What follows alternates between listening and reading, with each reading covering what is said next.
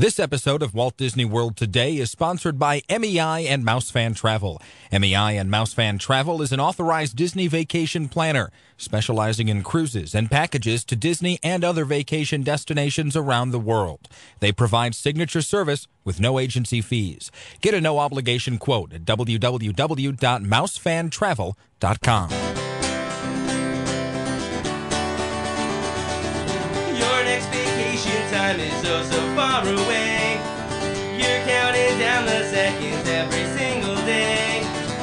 What are you to do? Well, there's one venue I recommend you turn to, where your magic withdrawal will finally be cured.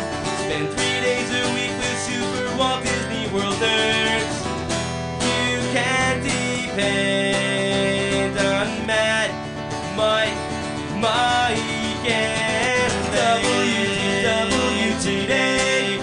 It's Wednesday, March 26th, 2008, and this is episode 388 of Walt Disney World Today. I'm Matt Hochberg from StudioCentral.com.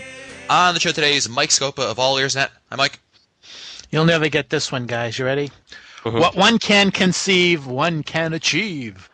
Timekeeper. Oh, man.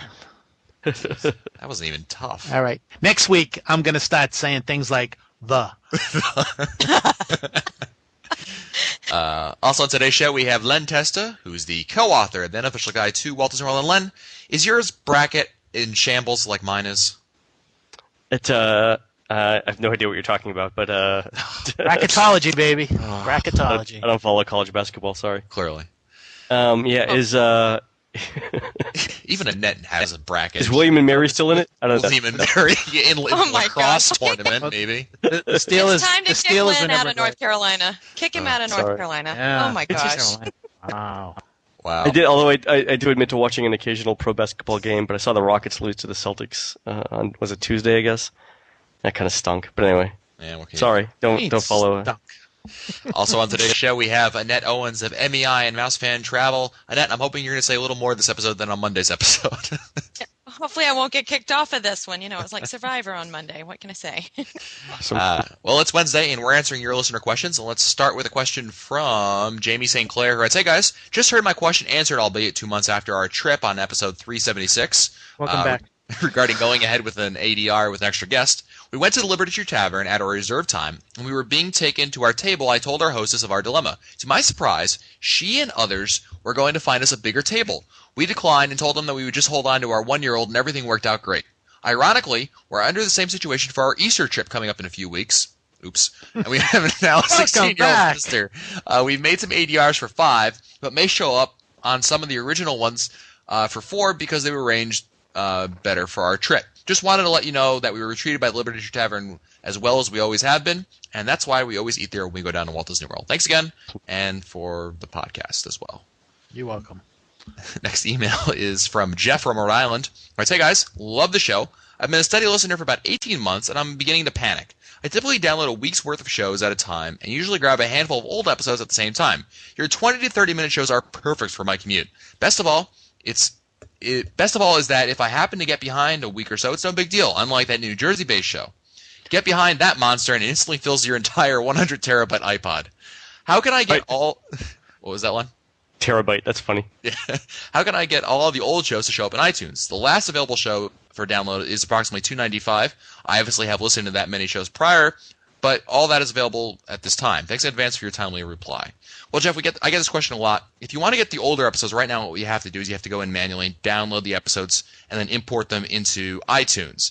Eventually, in a perfect world, we'll have a old episode feed where you can kind of just do it automatically, but we don't have that right now, partially because we're having trouble enough getting up this kind of stuff, and to create a feed is, well, we're lazy. So eventually we'll have that. But certainly if you import, just Google importing songs into iTunes, and that'll show you how to do it.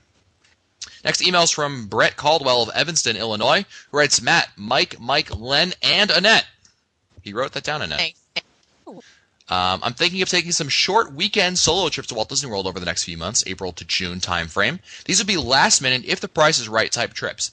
Any thoughts on the best low-cost off-site hotel motel to stay at if you just need a decent bed and a quiet room, preferably no helicopters next door? A decent shuttle to get us to the rope drop early and return late at night would be a great plus.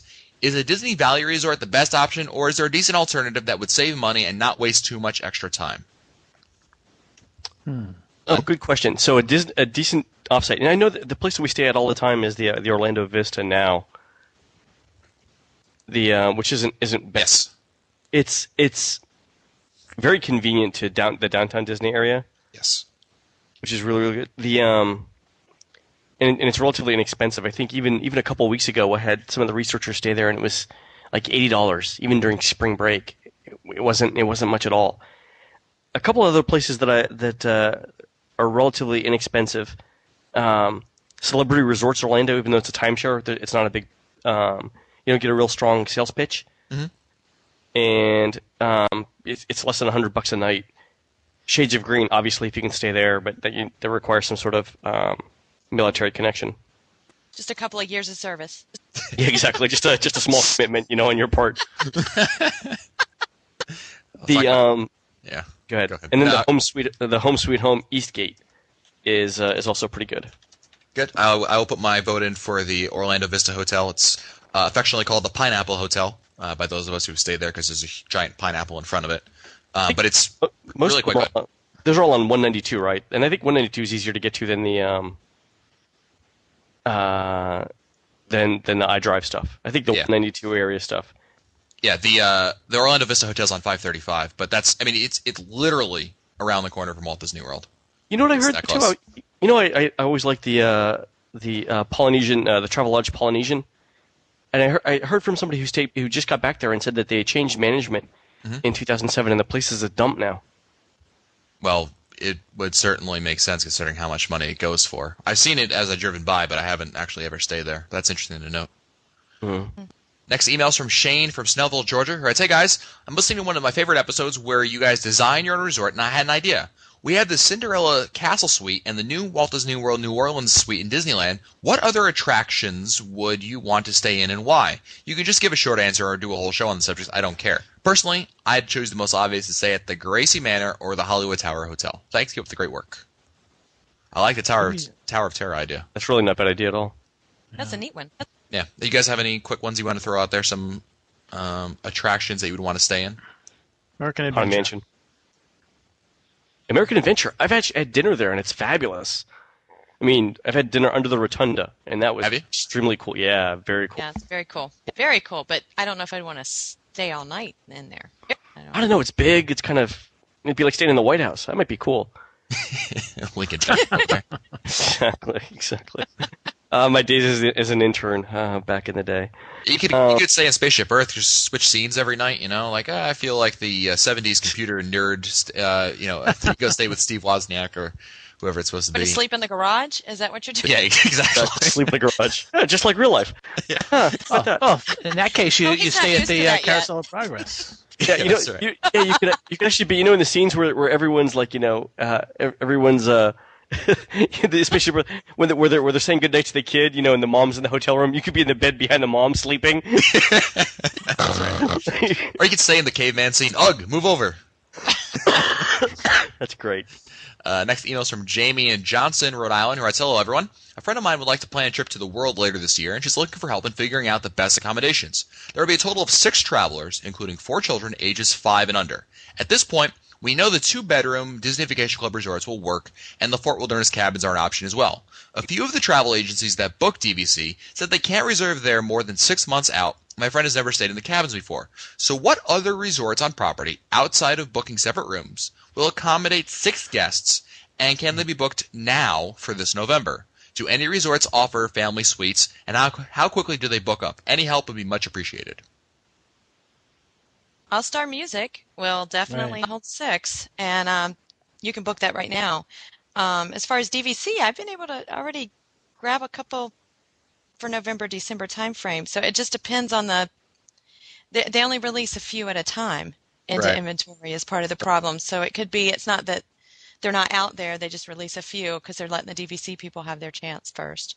Don't they also have like junior suites I want to say the Polynesian or maybe Wilderness Lodge? They're concierge level, I believe, as well. Don't they also have those in it? Yes, but it depends on the age of the kids and how they're. I mean, 5 and under. My first thought is You could stack them, right? well, a nice room at the Contemporary if somebody Joke. one or two. Kidding. Because you've got 2 queen beds in the day bed. It depends on Right. It depends on how they're going to sleep, but. Certainly, I think outside of DVC, All-Star Music, family suites would be the best option. Would you concur in it? What was the price range? They didn't say a price range, so. No.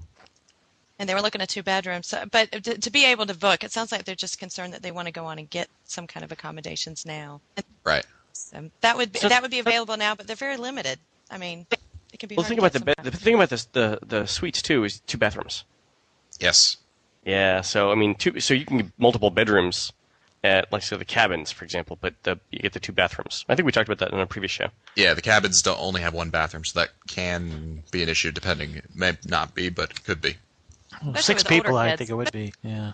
Younger kids, I don't know. It's kind of. Might not need the bathroom. I don't know. Depends. 5 and under. Next email is from Michael Rua Harding, who writes, Dear Walt Disney World Today, I have just recently bought the unofficial guide, ding, and followed the touring plans for my trip to the world. I was wondering if you had figured this. I was wondering in how you figured this out. Also, by the time you get this email, only Mike Scopo will be able to read it. Because he'll be the only one alive. Get it? Funny. Len, you want to give the 30-second history of how touring plans work? Sure. So Bob came up with the original idea of designing a touring plan that told you the order in which you should see the attractions to minimize your wait in line. And so the first unofficial guide back in '86 did that. It's actually pretty complicated math, and it's a type of problem called the traveling salesman problem, which if you're doing any research in operations research or computer science, you've probably heard of. But the idea is this: is that if you know the wait times at the attractions, and you know how long it takes to walk between them, and you know a couple of other things, you can actually figure out which combination of or which permutation of the attractions is the most efficient at minimizing your wait in line. And it's kind of like knowing when to drive between cities when the traffic is lowest to maximize your speed between the cities. So, for example, driving between Los Angeles and San Francisco is probably faster at 2 o'clock in the morning than it is at 5 p.m. because of rush hour traffic. So same thing with attractions in theme parks. Great. Next email is from Angel in Indianapolis, who writes, Bonjello, gentlemen. I just got back from a Christmas to New Year's trip, and I saw more people who just didn't have a clue about anything in Disney World or how it worked. How can we let people know that the bus that says Disney MGM Studios is not going to be dropping them off at the Magic Kingdom? How can people not know how to fold up your stroller before you get on the bus? Why on earth would anyone wait 90 minutes to go on Star Tours? I just want to come up with some cards with your website addresses and hand them to the ignorant fools.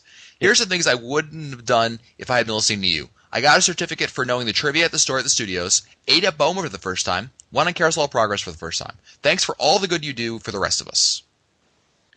He brings up a good point, and I think a lot of people, the majority of guests, in fact, go to Walt Disney World with absolutely, positively zero research ahead of time. They just go, like they go to the supermarket, Exactly. And they think they'll figure it out when they get there. I mean, which is really strange because the amount of money that you put into a vacation, several $1,000s, it's rare to put up that kind of money in any other aspect of your life without doing even some basic research around what it is you're buying or what you're getting yourself into. I mean, you wouldn't buy a car without at least, I guess, most people wouldn't buy a car without trying to figure out how the car is going to work after you drive it off the lot. But people seem to be able to drop many thousands of dollars in Walt Disney World, and literally the first time when they start figuring out what they want to do is when they show up at the park and they ask for a park map. And people are invariably surprised that they can't get walk-up reservations at the best restaurants, and they can't walk onto all of the rides, at noon when they decide to get to the parks and stuff like that. And it's just, it's a system, and it's a very, very popular destination, even with the prices the way they are. And people don't understand that there's, at any given time of the day, there's 10 or 20,000 other people who want to do exactly what you want to do too. And it's a competition for a scarce amount of time and resources. Well said, Len. Next email is from Chris, who writes, I'm just curious why you guys hate Lou Mongello so much. I listen to a number of Walt Disney World podcasts, and it seems that usually people in the Walt Disney World community are very complimentary of each other. Did Lou do something to offend you? Is he arrogant, obnoxious, or something like that? I'm not defending Lou, as my only contact with him is listening to his podcast. I enjoy both yours and his podcast. So what's the deal? As I am unaware of kind of the inside jokes between you and Lou, I don't have a real problem with you expressing your feelings about him, but I feel in the dark as to why you do. Well, Chris, let me answer. Let me just say, Mongello knows what he did. That's right. We don't hate the guy. And this would be a perfect opportunity for me to plug the Walt Disney World Today wiki. If you go to www.today.com, on the right-hand side, you'll see a link to the wiki. And all of the inside jokes are explained over there for some of our newer listeners like yourself. And you can kind of get a good synopsis of it. I think that'll clear up some questions you might have. But in short, we don't hate the guy. It's fun to make fun of him. Let's put it that way. Next email is from Michael Corbett of Lehi, Utah, who's known as Soccer Mouse on the forums. Hoorah! Right, guys, first of all, I love your podcast. I listened to your podcast for 3 or 4 months before our first trip to the world last June, and my daughter and I still love to listen. I'm subscribed to touringplans.com, ding, and I own at least 6 copies of the unofficial guide for Walt Disney World and for Disneyland. That should be a total of at least 8 dings, I think. That's awesome. Here's this question. If Len heads up the unofficial guide to Walt Disney World, who does so for Disneyland? Has that person ever thought of broadcasting a Disneyland Today podcast similar to yours? Living in Utah, we go to Disneyland at least twice a year and would love to see a Disneyland podcast modeled after yours. I have yet to find a good one for Disneyland. Do you have any suggestions? So Bob actually does the unofficial guide to Disneyland, and we have to have him on the show. I haven't thought about a Disneyland podcast. The wheels in my head have been spinning. Send me that email. I'll forward it on to Bob. Oh. Okay, I'll try to find it in my trash bin. Sorry. Speaking of which, would now be a good time to plug our thing in May? Sure, Len. Why don't you quickly mention it? So finally, our upcoming, so we're all going to Walt Disney World in May 11th to the 16th, for an official guide research trip, and Hotchberg's going to be there because we can't get rid of him. Newell is going, and Scopa so far has completely punked out by not going. But I asked Disney, and Disney's going to actually let us record the podcast in the parks while we're there, May 11th to the 16th. So they're going to give us a PR handler and everything. So look for us to do some exciting segments inside the parks, inside the rides, inside the attractions, May 11th to the 16th. Hopefully we can do some live stuff if Newell can drag down the equipment. Awesome. Next email's from Joseph Kleinmeyer of Eden, Pennsylvania, who writes, Hey, Matt, Mike, and Len. This is Joseph Kleinmeyer, Boomer313 on the site. Hoorah! From Easton, Pennsylvania. Long-time listener, first-time question. Love the podcast. So here's the question well in advance. Otherwise, I'll refer to touringplans.com. The family of my wife and my 5-year-old, plus my brother, his wife, and 3 kids, ages 6, 4, and 1.5, are thinking of going to Walt Disney World the week of Thanksgiving, Sunday, November 23rd, through Saturday, November 28th. How are the crowds then? Is the first part of the week particularly low while the latter part overly packed? Is there a park that you need to avoid on Thanksgiving Day or a park that you must see on Thanksgiving Day? P.S. Use the unofficial guide for our first trip to Disneyland in September 2007, so while I'm not a big planner, this guide ensured an enjoyable trip. P.S. To meet you all during Magic Meets 2008. So we will be there, Joseph. And Len, how are the crowds between November 23rd and November 28th? Check his Thanksgiving ends up later this year, right? Yeah. So a couple of interesting things there. Crowds all week are going to be 8s and 9s. Mm-hmm. There's really no way around that. Here's the interesting thing: the last couple of years, Disney's done the parade taping starting on the either the last Friday of November or the first Friday of December, and going through that weekend. So like the first weekend of December. But that's actually, since the Thanksgiving's on the 27th this year, that's actually the Friday after Thanksgiving. I don't think they're going to do the Christmas parade taping then on the 28th, 29th, and 30th. I think they're actually going to shift it back to the next week. Okay. And certainly But crowds are going to be 8s and 9s. There's really no way around it. Best park for any holiday really is Epcot. Yeah, I would agree with that. Yeah. Next email is from Michelle Foley, who writes, the building in Canada you guys were talking about is in Quebec. It's Fairmont-le-Château-Frontenac. As you remind your listeners, Google is your friend. Keep up the good work. I love your show. And, of course, turtles. Fred, our statistician, has actually stayed at the real hotel Has he? in Quebec. Yes. I have too. Yes. Have you really? Oh, I have. Gorgeous. Was it? Gorgeous.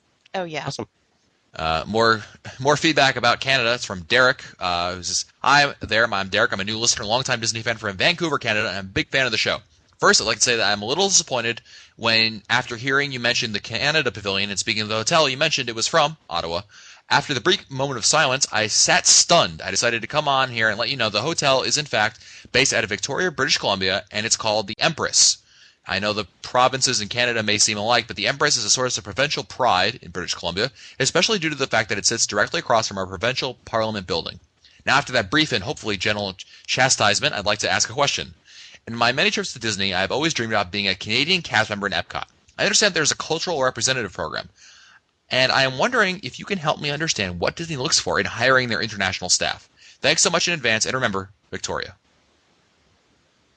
So did the two listeners not just name two completely different hotels? I was just thinking that, didn't Yeah, I'm thinking we mentioned a building in the film, and then now they're talking about this is a Fairmont. They gave me the web address. It's fairmont.com/Empress. Okay, the one I'm talking about is the model for the pavilion.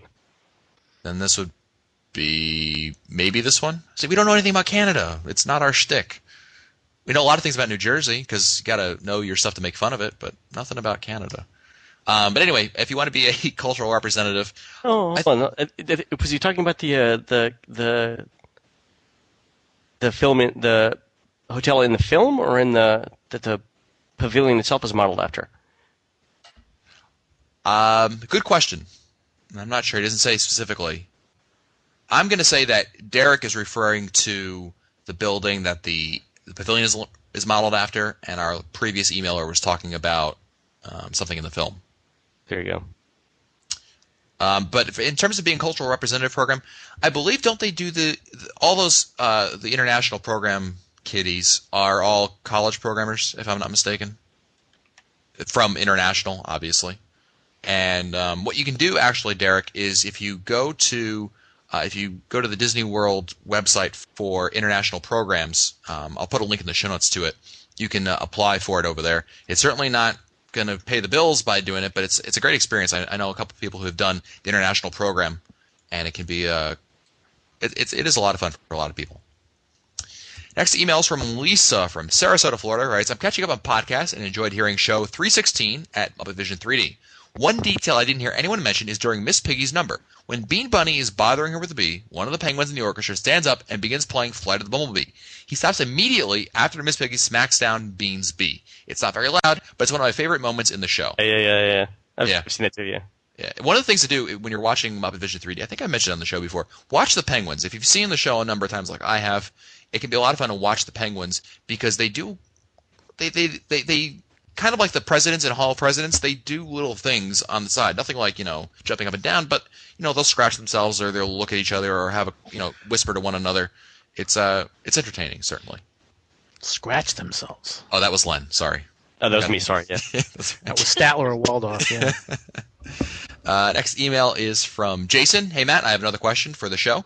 My wife and I have a 2-year-old, like I mentioned below, and last year we were fine with skipping all the attractions on rides that were for grown-ups, and just 3 of us went around the park. We viewed the trip as a way to see Disney from her point of view. But now we're planning another trip for this year and have thought about trying some rides we'd like, for instance, Tower of Terror. So can you wise men please explain to us how the Kid Swap or Child Exchange thingy works on rides or attractions where the ride disembarking is a different location from when you embark on the ride?" Well, quickly, the way it's worked, I've done this before. When you have a location A and you get off in location B, what happens is usually between those 2 points there's a chicken exit. And on Tower of Terror, for instance, when you load, the person who's not going to be riding will go with your child into actually an elevator, believe it or not, and it brings you down level to where the exit is. Rock and Roller Coaster, you just like a path. There's a little corridor, and it brings you to the back where, again, the guests disembark. Usually for all these things, there is that chicken exit, because for these attractions, a lot of times people, freak out, decide they don't want to ride one reason or another. I'm pretty sure almost all the attractions have some sort of a form or fashion of the chicken exit. So all you have to do is you just get up to the point, the load point where the cast member asks how many in your party, and you say, well, there's 2, but these 2 people aren't going to be riding. We're doing the child swap. and the cast member will instruct the people not riding on where to go. So it's pretty straightforward. Just mention child swap, and they should have no problem with it. Jason, I'll also put a link in the show notes. I put a little info on child swapping at the studios that might be useful to you. Cool. Next email is from Sean from Fairless Hills, Pennsylvania. All right, hi guys. My family is traveling to Walt Disney World soon with 6 adults and 2 girls ages 5 and 4. We're trying to decide what to do about strollers while we're in Walt Disney World, and we can use your input. The girls are old enough to know, or they're old enough rather, to walk for longer periods of time, but we anticipate that they'll be excited enough that they're not going to want to be in the strollers all the time. On the other hand, my sister and I are realistic enough to know that there will be times when they will need the strollers because they're just too tired to continue walking. In your opinion, what are the pros and cons of renting versus bring your own stroller to the parks? Are personal folding strollers allowed on attractions such as Walt Disney World Railroad and Magic Kingdom, the Riverboat, or the Train to Conservation Station in Animal Kingdom? I think you can bring your own folding strollers, yes. Yes, I believe so too. Yeah. You can't bring the thing is, though, right, but the thing is, if you bring your own stroller, then you're going to have to deal with it when you're dealing with the trams and the parking lot and things like that. I don't think that's a problem, though. I mean, especially with the trams in the parking lot, you don't want the kids to get exhausted before they even get to the park. I don't think that's a bad thing at all. Right. Well, it depends upon the kids. Depends upon how old they are, how much energy they have, and it sounds like they know that at one point the kids will say, "Gee, I could use a ride." So, one of the things that I like to do, I advise a lot of people to do if they're going to bring strollers, rather than rent them because they are kind of costly, especially when you add it up over the course of a week. Even if you get a double stroller, you might consider going to once you get down here, going to like a Walmart or something and purchasing a really cheapo stroller that you're just going to use for that week, and you're going to leave it in Orlando when you depart. That might be a more economical option. You got to play the numbers and see what it's going to really cost you. I don't know how long your trip's going to be. Probably about a week. So figure it out. But it's good because a lot of people don't want to bring their own strollers because they'll put wear and tear on the strollers and it'll diminish its value overall. But that might be another option you might consider. I know, Matt. They can put their strollers in the owner's locker. I don't think it's quite that big, but if you duct tape it, I'm sure you could probably do it. You just want to remember that the strollers are going to be sitting out. And, rain, spills, whatever. So a cheap umbrella, cheap stroller is the way to go, really. Sean also writes, the crowd calendars on touringplans.com have ratings of 8 or 9 for most of the days we'll be there. With such large crowds, are strollers going to become an obstacle to touring the parks? In Fantasyland, it kind of, when you sort of try to make that left turn into Peter Pan and Small World, that's an issue. Parts of Animal Kingdom, kind of a problem going on bridges and some of the walkways and stuff. It's a lesser of two evils thing. Actually, that's kind of like why I like the fold-up stroller idea, because if it gets to be too much of a problem, just fold up the stroller and start walking. Sean has one more question, and Annette, you might know this since you had some children that were that age at one point, somewhat recently. We all had children that were at that age at one point. Go ahead. Good point. Can personal strollers go on airplanes? Yes. I've brought them. Yeah. Yeah, you can keep them with you. Yeah. Can you? I thought you have to you can bring them up to the point where you actually board the airplane and they take it and they check it. Yeah. Oh yeah. Yeah, they'll take it on right there when you're boarding the plane, and then they'll be waiting for you when you get back. When you get up. Yep. Great. Next email is from Michael Solomona from Honolulu, Hawaii, who writes, Aloha, Matt, Mike, and Mr. Testa. All hail Testa. Anyway, my wife spent the first 2 weeks in December. Don't worry, Matt. It was in 2008. I didn't get to see you guys at MouseFest, but I went drinking around the world in honor of Master Testa and a Dole Whip in honor of Scopa. Boy, someone likes Len quite a bit over here. My wife won't let me email Mangello. She says his voice hurts her head. For me, it's long shows. On to the question. I was leaving Epcot one night and noticed that the Odyssey was full of people, and it seemed like a stage show was going on inside the restaurant. Is that a business meeting, or is the Odyssey really open again? I was also able to get a seat at Yak and Yeti restaurant. It was not too bad, and it wasn't far. It was far better than the counter service. Saw the new Spaceship Earth ride. And went to Narcoossee's. Now my new wife and I wait for your next episode. Keep up the good work. And I know of 4 fans in Hawaii. So Surf's up. Thunderstorm. Yeah, something just fell off my wall.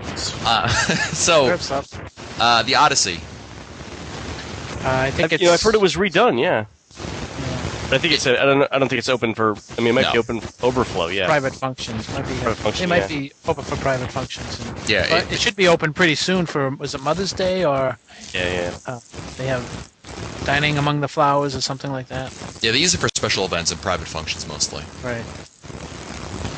I think we got time for one last email. It's going to be from Chrissy from Farmingdale, New York. So writes, hi, Mike, Matt, and Len.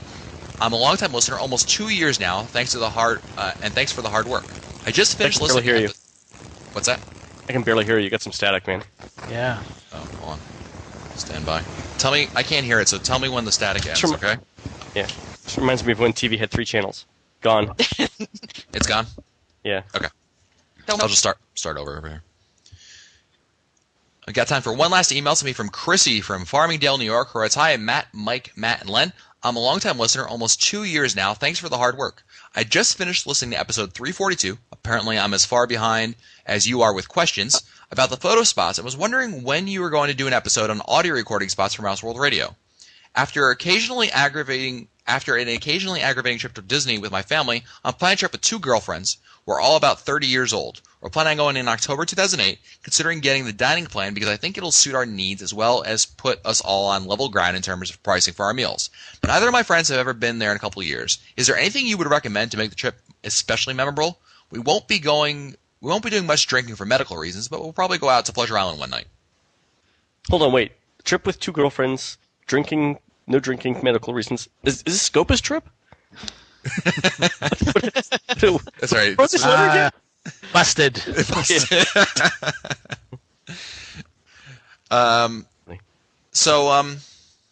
Yeah. What are your thoughts about things to make the trip more memorable?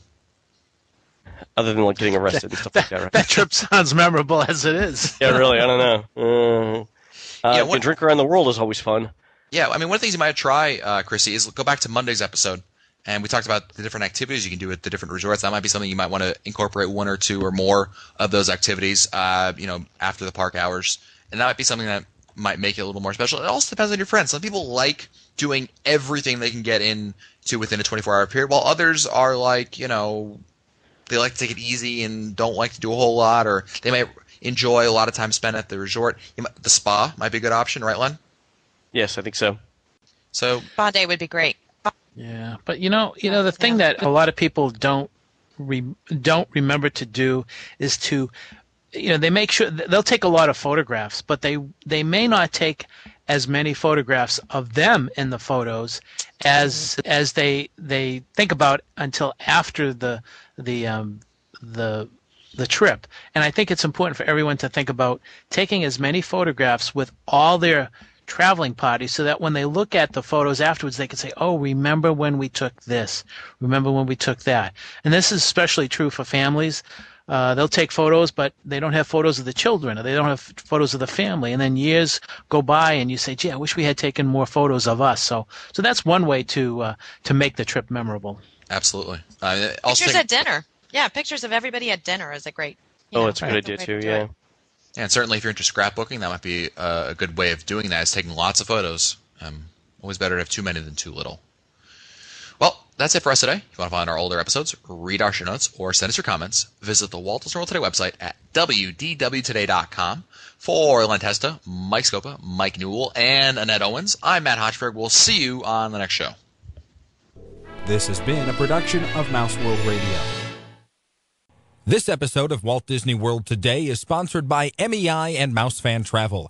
MEI and MouseFan Travel is an authorized Disney vacation planner, specializing in cruises and packages to Disney and other vacation destinations around the world. They provide signature service with no agency fees. Get a no-obligation quote at www.mousefantravel.com.